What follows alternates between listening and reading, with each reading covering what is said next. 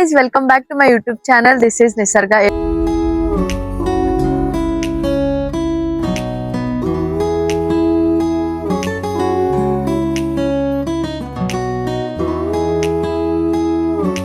ಎಲ್ರು ಹೇಗಿದ್ದೀರಾ? I hope ಎಲ್ರು ಚೆನ್ನಾಗಿದ್ದೀರಾ ಅಂತ ಅನ್ಕೊಂಡಿದ್ದೀನಿ. ನಾನು ಕೂಡ ಫಸ್ಟ್ ಕ್ಲಾಸ್ ಆಗಿದ್ದೀನಿ.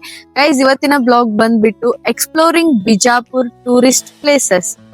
ಎಸ್ ಗೈಸ್, ಇವತ್ತು ನಾನು ಬಿಜಾಪುರ್ ಟೂರಿಸ್ಟ್ ಪ್ಲೇಸಸ್ ನ ಎಕ್ಸ್ಪ್ಲೋರ್ ಮಾಡ್ತಾ ಇದ್ದೀನಿ. ಬನ್ನಿ ನೀವು ನನ್ ಜೊತೆ ನೋಡೋರಂತೆ. ಗೈಸ್, ಇವಾಗ ನಾನು ನೋಡೋದಿಕ್ ಬಂದಿರೋದು the OG Bijapur most famous Gol Gumbaz. Yes guys, ಇವಾಗ ನಾನು ಫಸ್ಟ್ ಬಿಜಾಪುರ್ ಗೋಲ್ ಗುಂಬಜ್ ನೋಡೋದಿಕ್ ಬಂದಿದ್ದೀನಿ. ಬನ್ನಿ ನೋಡೋಣ.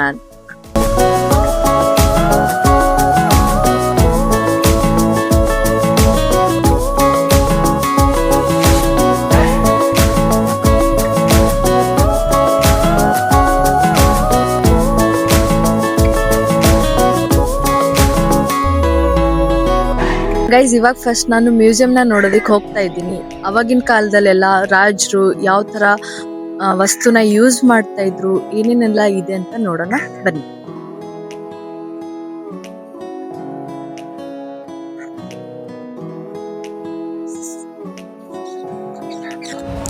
ಕ್ರಿಸ್ತಶಕ 1600 ಅವಧಿಯಲ್ಲಿ ಆದಿಲ್ ಶಾಹಿ ವಂಶದ ಕಾಲದಲ್ಲಿ ವಿಶೇಷವಾಗಿ ಈ ಎಲ್ಲ ತೋಪುಗಳನ್ನು ಯುದ್ಧದ ಸಮಯದಲ್ಲಿ ಬಳಸಲಾಗಿತ್ತು. ಈ ತೋಪುಗಳಲ್ಲಿ ವೆರೈಟೀಸ್ ಆಫ್ ತೋಪುಗಳು ನೀವು ನೋಡ್ಬೋದು. ಕೆಲವೊಂದು ಉದ್ದವಾಗಿದೆ, ಕೆಲವೊಂದು ಚಿಕ್ಕದಾಗಿದೆ, ಕೆಲವೊಂದು ದಪ್ಪವಾಗಿದೆ. ಈ ಥರ ಡಿಫ್ರೆಂಟ್ ಟೈಪ್ಸ್ ಆಫ್ ತೋಪುಗಳು ನೀವು ನೋಡ್ಬೋದು. ಇದನ್ನು ಕಬ್ಬಿಣದಿಂದ ಮಾಡಲಾಗಿದೆ.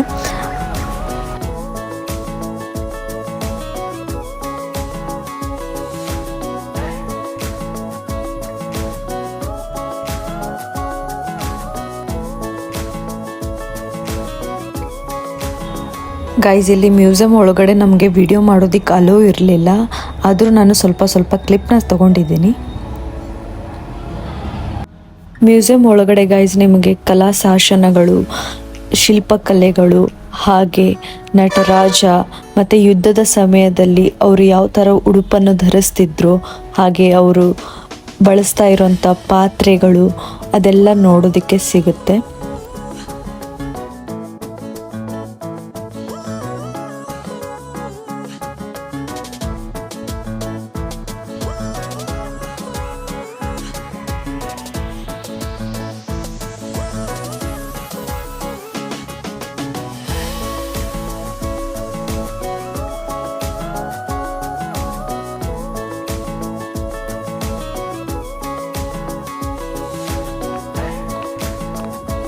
ಗೋಲ್ ಗುಂಬಜ್ ಆದಿಲ್ ಶಾಹಿ ವಂಶದ ಸುಲ್ತಾನ್ ಮೊಹಮ್ಮದ್ ಆದಿಲ್ ಶಾ ಅವರ ಸಮಾಧಿಯಾಗಿದೆ. ಇದನ್ನು 17ನೇ ಶತಮಾನದಲ್ಲಿ ನಿರ್ಮಿಸಲಾಯಿತು. ಗೈಸ್, ಇದು ಗೋಲ್ ಗುಂಬಜ್ ಒಳಗಡೆ ಇರೋ ಈ ತರ ಕಾಣಿಸುತ್ತೆ. ಇದು ಆದಿಲ್ ಶಾಹಿ ಮತ್ತೆ ಅವರ ಹೆಂಡತಿ ಮತ್ತೆ ಅವರ ಮಕ್ಕಳು ಇರುವಂತ ಸಮಾಧಿ. ಗೋಲ್ ಗುಂಬಜ್ ವಿಶ್ವದಲ್ಲೇ ಅತಿ ದೊಡ್ಡ ಗುಂಬಜಗಳಲ್ಲೊಂದು ಎಂದು ಪ್ರಸಿದ್ಧವಾಗಿದೆ. ಇದರಲ್ಲಿ ಯಾವುದೇ ಕಂಬಗಳ ಸಹಾಯವಿಲ್ಲದೆ ಬರೀ ಗುಂಬಜ್ ನಿರ್ಮಾಣಿಸಲಾಗಿದೆ. ಗೋಲ್ ಗುಂಬಜ್ ಇದರ ಒಳಭಾಗದಲ್ಲಿರುವ ವಿಸ್ಪರಿಂಗ್ ಗ್ಯಾಲರಿ ಬಹಳ ವಿಶಿಷ್ಟವಾಗಿದೆ. ಇಲ್ಲಿ ಒಂದು ಮೂಲೆಯಲ್ಲಿ ನಿಂತುಕೊಂಡು ನಿಶಬ್ದವಾಗಿ ಮಾತನಾಡಿದರೆ ಆ ಧ್ವನಿ ಎದುರಿನ ಮೂಲೆಯಲ್ಲಿ ಸ್ಪಷ್ಟವಾಗಿ ಕೇಳಿಸುತ್ತದೆ. ಈ ಸ್ಮಾರಕವು ಇಂಡೋ ಇಸ್ಲಾಮಿಕ್ ವಾಸ್ತುಶಿಲ್ಪೆಯ ಅದ್ಭುತ ಉದಾಹರಣೆಯಾಗಿದೆ. ಇವಾಗ ಕೆಳಗಡೆ ನೋಡಿರೋದು ನೀವು ಆದಿಲ್ ಶಾಹಿ ಅವರ ಸಮಾಧಿ, ಅವರ ಹೆಂಡತಿ ಮುಂದೆ ಅವರ ಮಕ್ಕಳಿರುವಂತ ಸಮಾಧಿ. ಇವಾಗ ಮೇಲ್ಗಡೆ ಹೋಗ್ತಾ ಇದ್ದೀವಿ. ಮೇಲ್ಗಡೆ ಹೋಗಿ ಅಲ್ಲಿ ಒಂದ್ಸಲ ಹೋಗಿದ್ರೆ 7 times ಕೇಳಿಸುತ್ತೆ. ಬನ್ನಿ ಅದನ್ನ ನೋಡ. ಸ್ಟೆಪ್ಸ್ ಮಾತ್ರ ಚಿಕ್ಕದಿದೆ ಸ್ಟೆಪ್ಸ್ ಎಲ್ಲ ನೋಡ್ಬೋದು.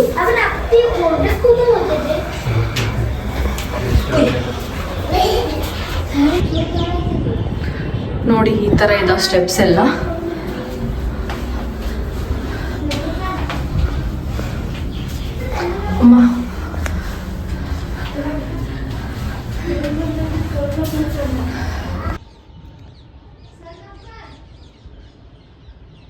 ಆಗಿ 7 ಫ್ಲೋರ್ಸ್ ಇದ್ದಾವೆ ಗೈಸ್. ಹತ್ತೋ ಅಷ್ಟರಲ್ಲಿ ತುಂಬ ಸುಸ್ತಾಗೋಯ್ತು. ಅದರಲ್ಲಿ ಸ್ಟೆಪ್ಸ್ ಇನ್ನೂ ಚಿಕ್ಕದಿದೆ, ಮೇಲೆ ಹತ್ತ ಚಿಕ್ಕದಿದೆ. ಸ್ಟೆಪ್ಸ್ ಹೆಂಗಿದಾವೆ ಅಂದರೆ ಗೈಸ್ ಹೈಟ್ ಇದ್ದಾವೆ, ಅಗ್ಲ ಇಲ್ಲ ಅಂತ ಅಂದಮೇಲೆ ಅದು ಶಾರ್ಟ್ ಆಗಿಬಿಡುತ್ತೆ, ಹತ್ತಕ್ಕೆ ಆಗಲ್ಲ. ಆ ರೇಂಜಿಗೆ ಹೈಟಲ್ಲಿದ್ದಾವೆ ಅವು. ತುಂಬ ಸುಸ್ತಾಗೋಗ್ಬಿಟ್ಟಿದೆ, ನಿಜ ಸುಸ್ತಾಗೋಗ್ಬಿಟ್ಟಿದೆ ಗೈಸ್. ಇದೆಲ್ಲ ಐ ಥಿಂಕ್ ಒಳಗಡೆ ರೂಮ್ಸ್ ಅದು ಇರ್ಬೋದು, ಅಲ್ಲಿ ಎಂಟ್ರಿ ಇಲ್ಲ. ಎಸ್, ನಾವು ಎಂಟ್ರಿ ಆದ್ವಿ, ಒಳಗಡೆ ಬಂದ್ವಿ ಗೋಲ್ ಗುಂಬಜಲ್ಲಿ.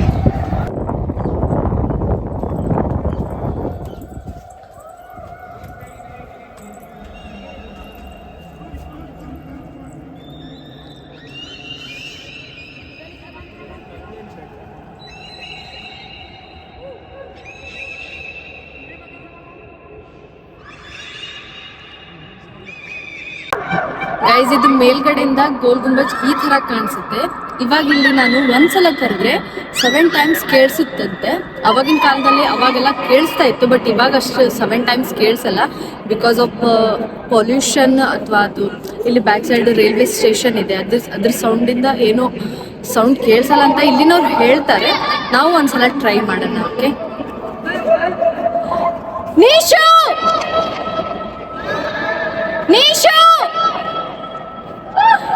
ನಿಮಗೆ ಕೇಳಿಸುತ್ತೋ ಇಲ್ವೋ ಗೊತ್ತಿಲ್ಲ, ನನಗೆ ಮಾತ್ರ ಕೇಳಿಸ್ತು. 3 ಟೈಮ್ಸ್ ಕೇಳಿಸುತ್ತೆ ಗೈಸ್, 7 ಟೈಮ್ಸ್ ಏನು ಕೇಳಿಸಲ್ಲ. ಓಕೆ, ಇಲ್ಲಿ ಮೇಲ್ಗಡೆಯಿಂದ ಹೆಂಗೆ ಕಾಣಿಸುತ್ತೆ ಅಂತ ನೋಡಿ.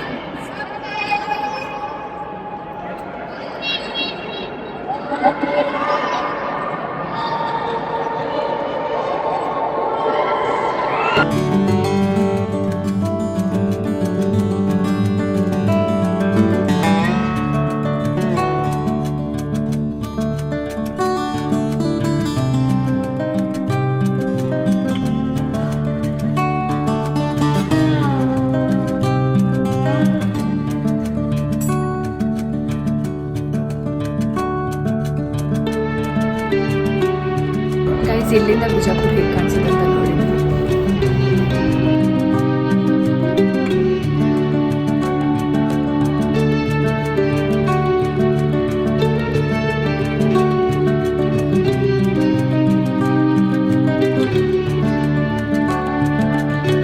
ಇದೇನ್ ನೋಡ್ತಿದ್ದೀರಲ್ಲ, ಇದೆಲ್ಲ ಸುರಂಗ. ಇಲ್ಲಿ ಕಾಣಿಸ್ತಾ ಇದೆ ನಿಮ್ಗೆ, ನಿಮಿಷ.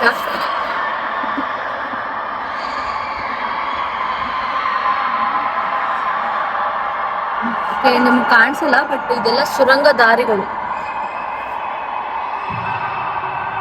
ಈ ತರ ತುಂಬಾನೇ ಇದಾವೆ.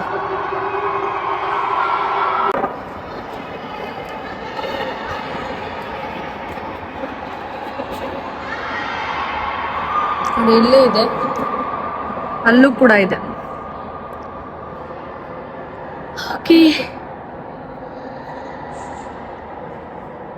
ಓಕೆ ಗೈಸ್, ಇವಾಗ ಗೋಲ್ ಗುಂಬಜ್ನ ನೋಡಿದ್ದಾಯ್ತು. ಇವಾಗ ಬೇರೆ ಪ್ಲೇಸಿಗೆ ಹೋಗೋಣ.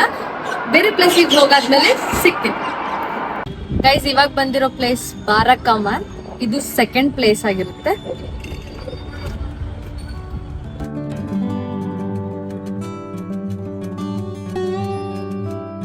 ಬಾರ ಎಂದರೆ 12 ಮತ್ತು ಕಮಾನು ಎಂದರೆ ಕಮಾನುಗಳು. ಈ ಸ್ಮಾರಕದಲ್ಲಿ 12 ಭವ್ಯ ಕಮಾನುಗಳು ನಿರ್ಮಿಸುವ ಯೋಜನೆ ಇತ್ತು. ಇದು ಆದಿಲ್ ಶಾ ಅವರ ಸಮಾಧಿಯಾಗಿ ನಿರ್ಮಾಣವಾಗಬೇಕಾಗಿತ್ತು. ಈ ಕಟ್ಟಡವನ್ನು ಸುಮಾರು 17ನೇ ಶತಮಾನದಲ್ಲಿ ನಿರ್ಮಾಣವಾಗತೊಡಗಿತ್ತು. ಆದರೆ ಕೆಲವು ಕಾರಣಗಳಿಂದ ಇದು ನಿರ್ಮಾಣ ಪೂರ್ಣಗೊಳ್ಳಲಿಲ್ಲ. ಆದ್ದರಿಂದ ಬಾರಾ ಕಮಾನನ್ನು ಅಪೂರ್ಣ ಸ್ಮಾರಕ ಎಂದು ಕರೆಯಲಾಗುತ್ತದೆ. ಓಕೆ ಗೈಸ್, ಇವಾಗ ನನ್ನ ಹಿಂದೆ ಕಾಣಿಸ್ತಾ ಇರೋದು ಬಾರಾ ಕಮಾನ್. ಇದು 12 ದೊಡ್ಡ ಕಮಾನ್ಗಳಿದೆ.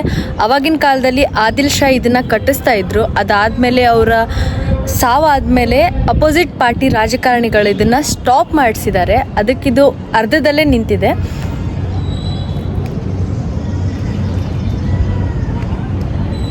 ಚೆನ್ನಾಗಿ ಕಾಣಿಸ್ತಾ ಇದೆಯಲ್ಲ, ಇದು ಕಂಪ್ಲೀಟ್ ಆದಮೇಲೆ ಇನ್ನೂ ತುಂಬ ಚೆನ್ನಾಗಿ ಕಾಣಿಸ್ತಾ ಇತ್ತು. ಬಟ್ ಕಂಪ್ಲೀಟ್ ಆಗಿಲ್ಲ, ಆದ್ರೂ ಓಕೆ, ನೋಡ್ಬೋದು, ಚೆನ್ನಾಗಿದೆ.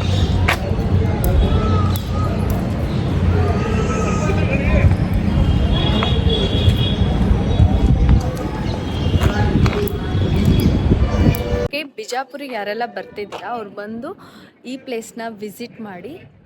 ತುಂಬ ಪೀಸ್ಫುಲ್ ಆಗಿದೆ, ಸೈಲೆಂಟ್ ಆಗಿದೆ, ಕ್ರೌಡೆಡ್ ಏರಿಯಾ ಅಲ್ಲ ಇದು, ತುಂಬಾ ಚೆನ್ನಾಗಿದೆ. ಆ್ಯಂಡ್ ಇವಾಗ ನೆಕ್ಸ್ಟ್ ಪ್ಲೇಸಿಗೆ ಹೋಗೋಣ ಅಂತೆ, ಬನ್ನಿ. ಓಕೆ ಗೈಸ್, ಇವಾಗ ನಾನು ಬಂದಿರೋಂಥದ್ದು ಥರ್ಡ್ ಪ್ಲೇಸ್ ಉಪ್ಲಿ ಬುರ್ಜ್. ಈ ಬುರ್ಜನ್ನು ಆದಿಲ್ ಶಾಹಿ ಅವರ ನಗರವನ್ನು ಕಾವಲು ಕಾಯೋದಕ್ಕೋಸ್ಕರ ಕಟ್ಸಿದ್ರು. ಸುಮಾರು 80 ಅಡಿ ಎತ್ತರದಲ್ಲಿರುವಂಥ ಉಪ್ಲಿ ಬುರ್ಜ್ ಇದು. ಅಪೋಸಿಟ್ ಶತ್ರುಗಳು ಬರೋದನ್ನು ಕಾವಲು ಕಾಯೋಕ್ಕೋಸ್ಕರ ಈ ಒಂದು ಬುರ್ಜ್ನ ಕಟ್ಸಿದ್ದಾರೆ.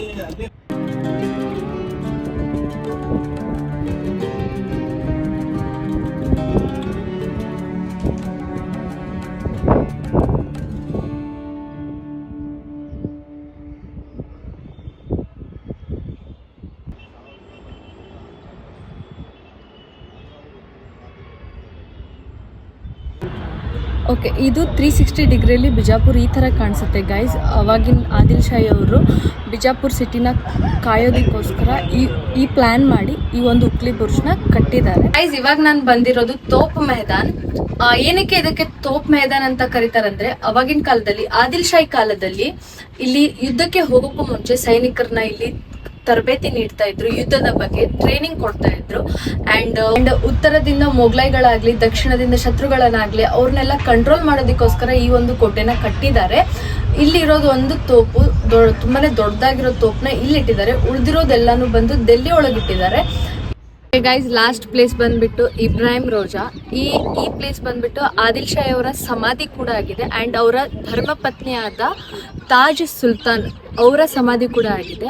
ಇಬ್ರಾಹಿಂ ರೋಜಾ ತನ್ನ ಅತಿ ಸುಂದರ ಶಿಲ್ಪಕಲೆ, ಸೂಕ್ಷ್ಮ ನಕ್ಷೆಗಳನ್ನು ಮತ್ತು ಸಮತೋಲನ ವಿನ್ಯಾಸಕ್ಕಾಗಿ ಪ್ರಸಿದ್ಧವಾಗಿದೆ. ಇದನ್ನು ಅನೇಕರು ತಾಜ್ ಮಹಲ್ಗೆ ಪ್ರೇರಣೆಯಾದ ಸ್ಮಾರಕ ಎಂದು ಕರೆಯುತ್ತಾರೆ.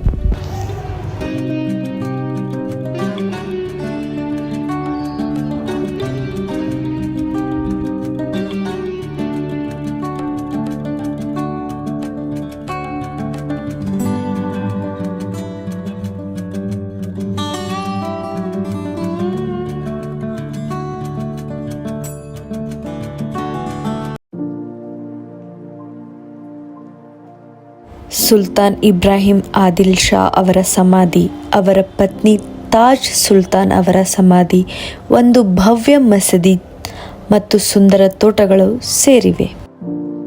ಇದರ ನಿರ್ಮಾಣ ಕಾರ್ಯವು ಸುಮಾರು 15 ವರ್ಷಗಳ ಕಾಲ ನಡೆಯಿತು ಮತ್ತು ಕ್ರಿಸ್ತಶಕ 1627ರಲ್ಲಿ ಪೂರ್ಣಗೊಂಡಿತು. ಸುಲ್ತಾನರ ಮರಣದ ನಂತರ ಅವರನ್ನು ಇಲ್ಲಿ ಸಮಾಧಿ ಮಾಡಲಾಯಿತು. ಇವಾಗ ನೀವು ನೋಡ್ತಾ ಇರೋದು ಮಸೀದಿ. ಇದನ್ನು ಸಮಾಧಿಯ ಎದುರಾಗಿ ಸ್ಥಾಪಿತವಾಗಿದೆ.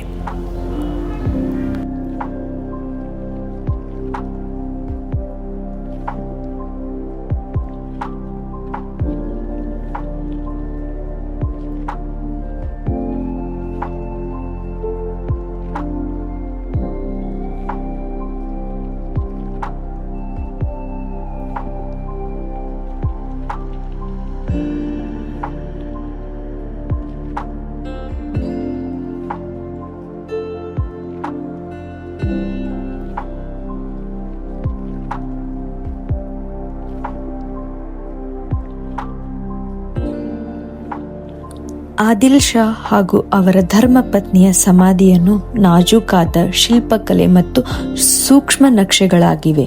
ಕಮಾನುಗಳು ಮತ್ತು ಸಣ್ಣ ಗೋಪುರಗಳು, ಮೃದುವಾದ ಗುಂಬಜುಗಳು ಹಾಗೂ ಬಿಳಿ ಮತ್ತು ಬೂದು ಕಲ್ಲಿನ ಸಂಯೋಜಿತ ಬಳಕೆಯಾಗಿದೆ.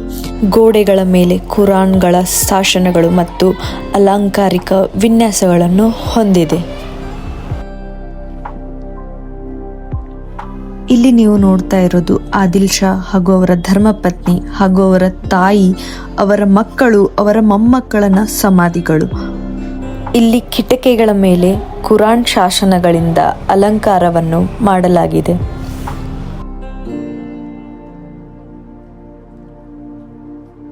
ಇಬ್ರಾಹಿಂ ರೋಜಾದ ಸಮತೋಲನದ ವಿನ್ಯಾಸ ಮತ್ತು ಸೌಂದರ್ಯವನ್ನು ನಂತರ ಮೊಘಲಾಯ್ ವಾಸ್ತುಶಿಲ್ಪಕ್ಕೆ, ವಿಶೇಷವಾಗಿ ತಾಜ್ ಮಹಲ್ ನಿರ್ಮಾಣಕ್ಕೆ ಪ್ರೇರಣೆಯಾಗಿದೆ ಎಂದು ಹಲವಾರು ನಂಬುತ್ತಾರೆ. ಗೈಸ್, ಇದು ಬಂದ್ಬಿಟ್ಟು ಸೈನಿಕರಿರೋ ಪ್ಲೇಸ್ ಅಂತೆ. ಸೈನಿಕರು ಇಲ್ಲೆಲ್ಲ ಸ್ಟೇ ಮಾಡ್ತಿದ್ರಂತೆ. ಹಾಗೆ ಇಲ್ಲೆಲ್ಲ ಕುದುರೆನ ಕಟ್ತಾ ಇದ್ರಂತೆ.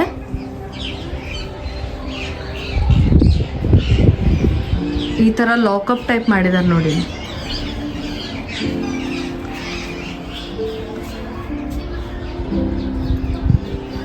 ಇಲ್ಲೆಲ್ಲ ಸೈನಿಕರು ಇರ್ತಾ ಇದ್ರಂತ.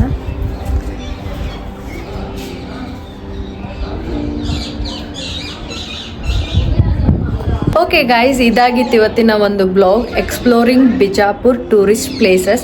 ಐ ಹೋಪ್ ನಿಮ್ಗೆಲ್ರಿಗೂ ಈ ಬ್ಲಾಗ್ ಇಷ್ಟ ಆಗಿದೆ ಅಂತ ಅನ್ಕೊಂಡಿದ್ದೀನಿ. ಇಷ್ಟ ಆದಲ್ಲಿ please do like, share, comment and subscribe to my YouTube channel. See you in the next video. Until then, take care. Love you all. Bye bye.